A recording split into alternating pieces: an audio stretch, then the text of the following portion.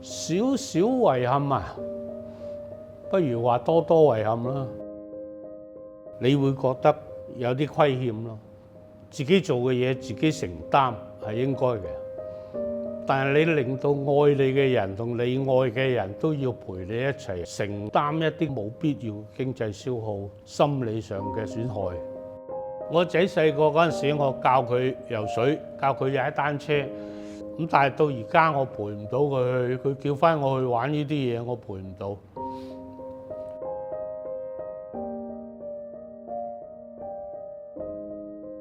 我其實1962年13歲嗰年開始食煙嘅，食到2016年7月確診肺癌4期，咁就開始戒煙。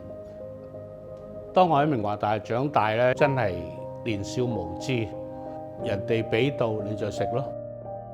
當年嘅社會並冇話吸煙係影響健康呢個意識嘅，無論公共車輛、公共場合都喺度食緊煙嘅。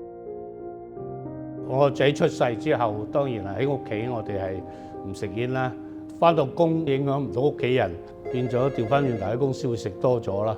其實嗰陣時亦都冇考慮到原來二手煙係影響到屋企人嘅，甚至乎三手煙啦。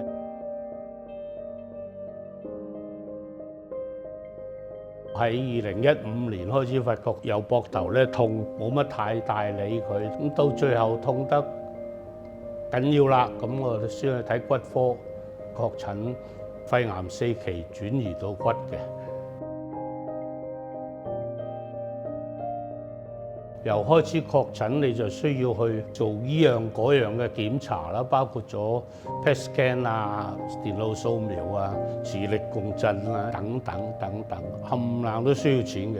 每一粒標靶藥係1400至1500蚊，每一日一粒，咁所以經濟上咧係一個好大嘅負擔。標靶藥嗰個副作用咧，無論皮膚、口腔嘅潰瘍、甲溝炎或者腸胃嘅不適，我食咗8年幾9年嘅標靶藥咧，第3代嘅標靶藥咧都已經開始有耐藥性啦。咁係所以需要進行化療。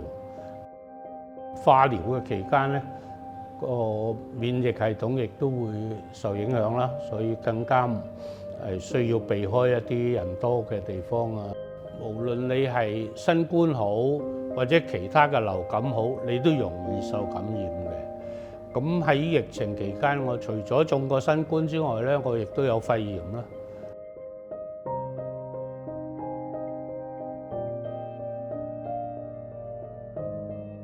其實係咪好有型或者覺得你成熟咗咧？其實你會發現而家食煙嘅環境唔係喺後巷，就喺垃圾桶側跟。